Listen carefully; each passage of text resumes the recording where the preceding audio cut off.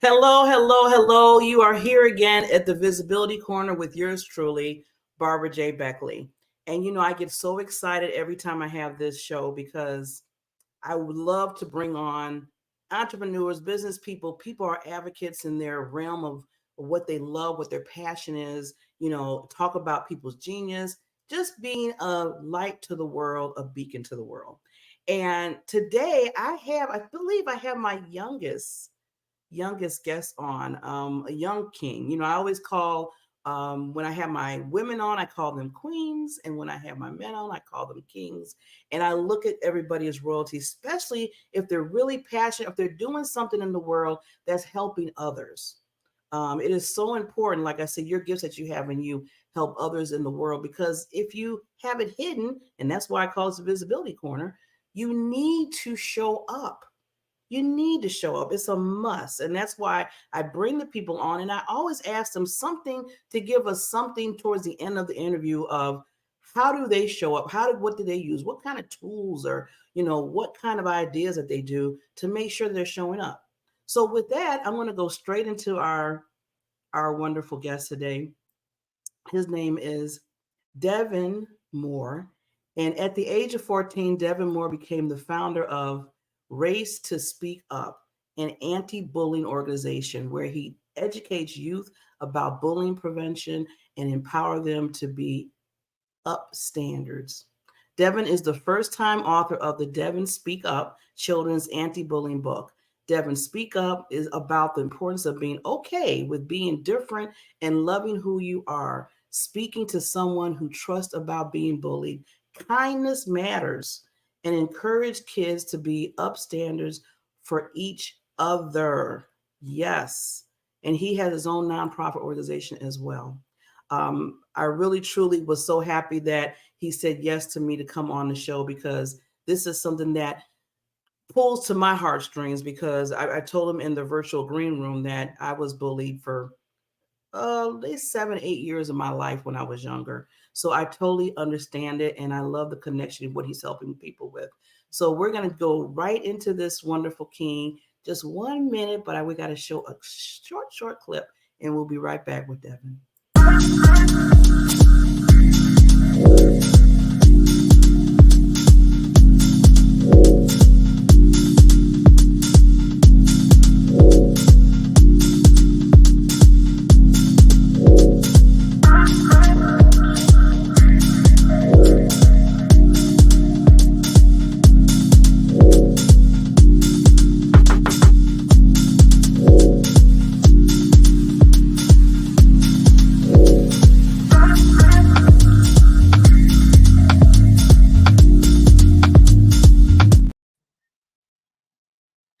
Hello, Hi, Mr.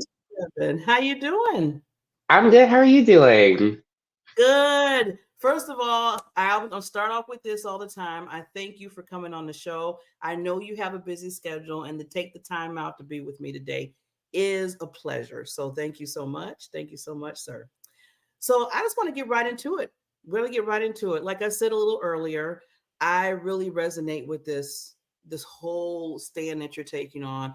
You're the author, you're an advocate, you've been teaching the children, you have your own organization. I mean, you're speaking all of that when it comes to anti-bullying. And back in the day, and I want you to kind of, after I say this, I want you to just give us a little, just draw back a little bit of why you started this. But I know for myself, and I'm telling my age right now, back way back, when I was seven, between ages 7 and 12, I was bullied heavily in school. But see, at that time, Devin, we didn't have the computers, we didn't have the cell phones. It was just basically my whole class was basically telling me I was an alien and I'll never be nothing. I mean, they said those words. They said I was an alien, I was stupid, I was ugly, I was fat, I would never get anywhere. And it wasn't just one class, it was all the classes I went through. So I know, that everything that can just hit you and just kind of destroy you if you let it. So just give us a little background of why you said, you know what, I want this because it's called so important to me and I want to move forward in it. Yeah, of course. And thank you again for having me. Hi, everyone. I'm Devin. So my journey really starts when I was 14 years old. I went through some very just disgusting. It was racist bullying. It was in person. They pushed me. It was verbal, very inappropriate slurs, and then it was also cyberbullying. Well, so it was the online aspect as well. Now, when I went through that, of course, I went through a lot of the devastating impacts. It was anxiety. It was paranoia. It was extreme sadness. And the thing is, I realized that bullying did not stop there. I will go online and I'll see this person um, unalive themselves because they went through bullying and because they felt that there was no way out, or they went back to school with a weapon to get back at their tormentors, to hurt other people. And to that, I say no. To bullying, I say no. This should not happen at all. It should never get to that point. It should never, ever be at that point. So I would see bullying happening not only in my community, but throughout the world, unfortunately. And I knew I wanted to be a part of the positive change to put an end to that bullying situation. And unfortunately, like this continues to happen in modern day. We have so many forms of it, especially with cyberbullying. I know you was just talking about how it was different between your generation and my generation. You actually remind me of my dad telling me that about how he would go home and it would be done. Whereas when it comes to me, I was home and then I go on the internet, I go into the chat or whatever app I'm on, and I would see such inappropriate images. I would see such inappropriate words directed at me. I knew that this was wrong. I knew that this should never happen to anyone. I do not want anyone else to feel the way that I felt. That's why I founded my nonprofit anti-bullying organization, Race to Speak Up, in order to educate students about this important issue, as well as encourage them to be upstanders, that's someone who supports the target of bullying. I really understand how important it is to start this conversation at a young age. That's why, as you mentioned before, the author of Devin Speaks Up. Oh, actually, Devin Speaks Up. Yeah. So, which is the children's anti-bullying book to really educate students, further educate students about this important issue. Yes. Well, Devin, first of all, I need to commend you over and over again. Like you said, your dad, probably the same age as me. We went through a different type. Oh, I don't know if he was bullied too, but you're right. It stayed like at school. Oh, he was bullied as well. Yeah, he was. Really, yeah. So yeah, Yeah, stay like in and the yeah, school, so in the schoolyard or the school. But like you said, now with technology and the internet and just so much out there, I mean, even in global, that's the sad part. It can go all over right now, all over the place and globally, of like you said, cyberbullying, and it stays. Usually, like I said, look, because we're comparing back in the day to now. Now people probably don't even half the people in my school, I know we're in our 50s, they probably don't remember what they said to me or what happened or whatever, and it's not there. But like you said, when it's out there in cyberland, it can stay out there, and then it could really ruin if you let it. I always say if you let it, because it's still a choice, to your own reputation, your own self-worth, your own, value that you are, because you are valuable. And then for people to put out there and have the nerve to sit there and say something that just really just irks me. You can tell I'm getting upset. But yeah, yeah, this is really ugh. But yeah, so I love how you are taking it at a young age, because it does start. I mean, my start is 7. So, and I didn't know how to handle it. I mean, thank God for a teacher that cared about me enough to pull me to the side every day and say, "You are beautiful, Barbara. You are going to be something." And she would put that in my head, drill it in my head, because everybody else was saying the total negative opposite. yeah. Well, I think about it this way. When it comes to, of course, overall, it's just not a good thing to even think about, to be honest. But I think about it this way, especially when it comes to younger ages and younger audiences. We're not naturally taught how to hate. Wait, correction. We are not born with an understanding of how to hate other people. That's taught. That is, or at least in my opinion, that is taught. So when you're in this home environment, when you're in this whatever environment that you're mainly in, and you're seeing someone hating on another person because that person is black. You're seeing someone hate on another person because they are a part of the LGBT community, their religion, they are not of a disability, of a beautiful ability. You see someone who's like that, and when you're taught about how to hate on another person, that's well, obviously you're taught that, so you're understanding how to hate on another person and how to enact on that. And so that's where that young person is learning at 7 years old, to go back to school and call someone, a slur relating to their size, or a slur relating to any of the other things that I mentioned and more, because you can be bullied for anything. Literally, you can be bullied for wearing glasses, for being quote too tall, a bunch of different things. So that could be a learned behavior, or it can also be out of jealousy. um, Taking a look at it from like, a perspective of, oh, I see this person as having more than I do, so I'm going to turn that into a breeding grounds for bullying and hate on them. Or, oh, this person is so embracing of themselves, and I want to be embracing of myself too, but I'm too mad, excuse me, I'm too uncomfortable to do that. So seeing someone do something that I'm scared of doing makes me mad. Oftentimes, humans, in order, their response to fearing things is, um, being enraged because they don't want to fear things. No one wants to fear things. They want to be seen in a strong and confident manner. So, being that that's so, it turns into this breeding grounds for bullying, especially in the middle school environment, where it's like, okay, puberty, when it's kind of things like that. So you Mhm. start to realize, oh, we really are not, they start to acknowledge the fact that we are not all the same. And you want to be with something that you understand. That's why schools have cliques. That's why people go with what they know and what they understand. And so because of that, they, if you're outside of that, if you're the outcast, if you're the other, that also may turn into a breeding grounds for bullying. I went to a predominantly white school. I was one of three Black kids in my school environment. Mhm. On top of that, I'm a part of the LGBT community. That school did not have, or at least not openly have that. So I was already going through a lot on my own journey. I didn't even know a lot of terms that people were calling me during that time. I had to learn it at a young age because they were calling me that. That should never be the case either. There's so many factors that go into, I'm only naming a couple of things. There's so many factors that go into this bullying problem. That's why we need to educate and understand the signs and understand how to actually effectively work towards putting it into it, or at least at the bare minimum, preventing this issue from continuing. Yes. Thank you so much. That was so good, so good. And Devin, I was just about to say, because like you said, we already know before they even come to the bullying, we already have the uniqueness in all of us.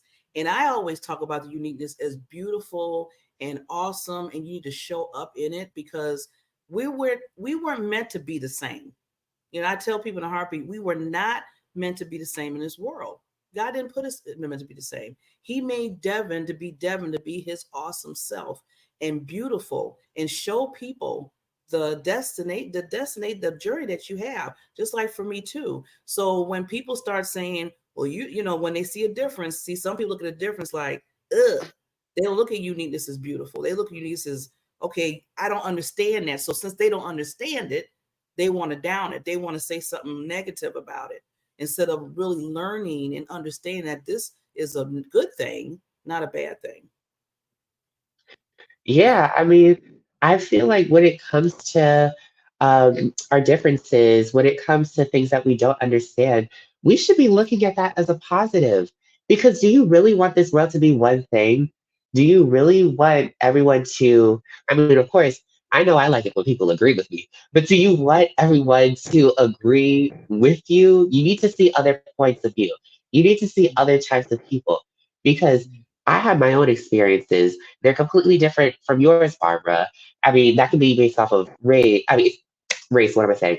That can be based off of age. That can be based off of even simpler things like, hair type, what schools we went to. Literally, we have different experiences. We're not the same person. We may relate. We're both people of color. We both have experiences in the society that aren't necessarily things that we probably should be going through. You know, we have our own experiences, and it's unique to hear your perspective compared to mine. It's unique to hear, my perspective compared to, someone who is Hispanic or Asian or, bisexual or transgender or of a beautiful ability or of another religion. It's Yeah. beautiful to see these things.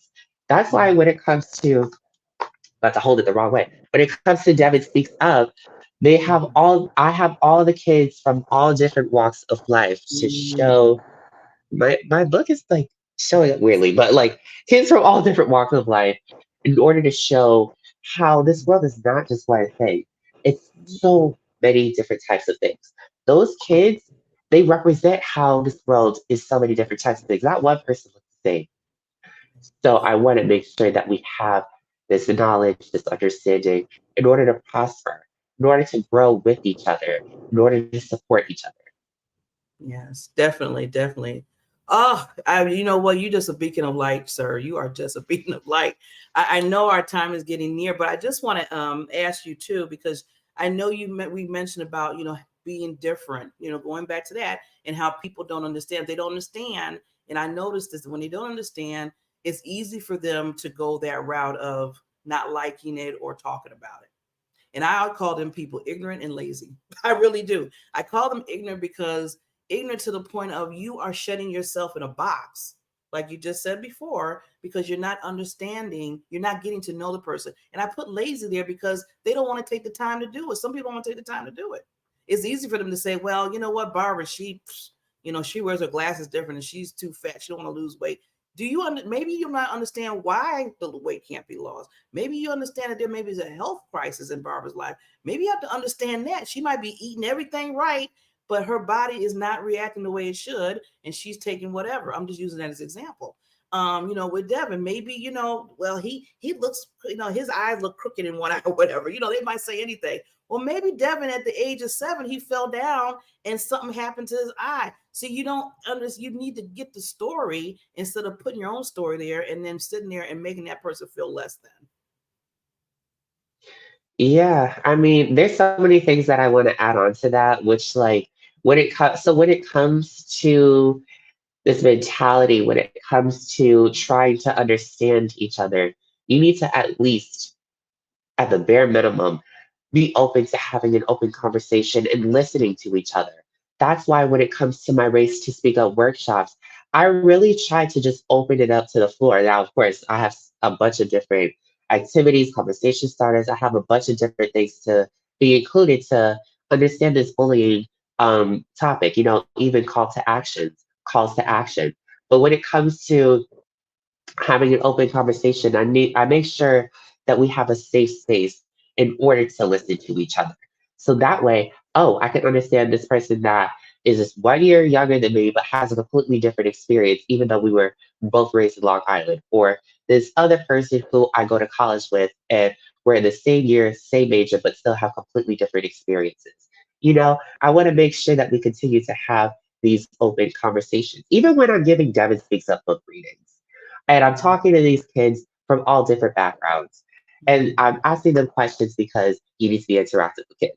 So I'm like, oh, let me ask them something that'll get them thinking, get them loud and talking, responding to me, telling me, oh, Devin, Race to Speak Up, Devin speaks up, just simpler things like that. That puts a smile on my face, but it lets me know that they're learning from this. And that's why it's so important to continue this education. Because once you teach them, they'll be able to grow in a state of love for each other. We need to turn this world into a place that is full of only love, or mainly love, at least at the bare minimum, mainly love. We need Yeah. to grow in that light and continue to grow in that light. Uh, you're so. I always talk about people. I said, love is going to heal the world. Love, love, love. We need to show that from each other. So, Yeah. one more thing, and then I know we got to go because I know with the time, but I just want to say, Devin, thank you for educating and for having that safe place. Now, you mentioned about having that safe haven for people that are dealing with, bullying in any kind of capacity. So, thank you for giving that safe haven for people because I didn't have that instead of, like I said, my teacher. So there wasn't like a group. I didn't see other, young youth like you are to come to me and say, you know what, Barb, I hear you. I hear your cry. I hear what you're going through. You are not the person that they're saying they are. So that's why I'm liking that you're teaching and you put it in a book and you're out there advocating this because back then we didn't have that too much at all. Either somebody, and my mother, she was like, either suck it up. She was like, Mr. I called her Sergeant. She said, just suck it up. And I'm like, how do you suck up something that I didn't even do? I didn't do anything. So Yeah. yes, yeah. But so Devin, I want to give you just a 30 seconds to say any lasting things, and then I want to wrap it up and make sure they get your contact information. So I'll be right back. All right, everyone. I understand that it is hard to go through bullying. I understand that it's hard to go through hate. And I also understand that when it comes to this, not everyone is super open to sharing what they're going through because, it may go down an even darker hole. But think about it this way. If you're not continuing to speak up about your bullying experiences, regardless, it is going to go down an even darker hole, one that you might not be able to climb out of. So, what I really encourage you guys to do is continue to share, speak up to someone that you trust when you're going through this hate so that you don't go through it anymore. If one person doesn't listen, speak up to the next person. Keep speaking up so that everyone knows what the people that will help you knows what's going on so that you can get the help that you need. There's other organizations like mine. You can reach out to me with race to speak up at gmail.com. Yeah, but you can do all this. Yes. Well, Devin, again, thank you so much. Again, I know you took the time out to come on the show. Everybody, please reach out to Devin if if you're yourself going through some bullying, or if you know others that are going through bullying, please get the word out to go to www.racetospeakup.com. Speak to Devin, make an appointment with him. I know he'll love to talk to you. Buy his book, buy the book for the other young people that need it. It is so detrimental. These are our youth people now. These are people that are going forward and have to live in this world. They need to hear what's going on, especially when it comes to bullying. So, Devin, thank you again. You're family now, so you're always welcome back, as I always say. Thank Always welcome you. back. Thank you. And you take care of those sinuses. I know it is. Me and you are in the same group with that. I get it. Oh. Yeah, college has already been a lot, but anyways, thank you again for having me. You take care. Bye. Bye bye.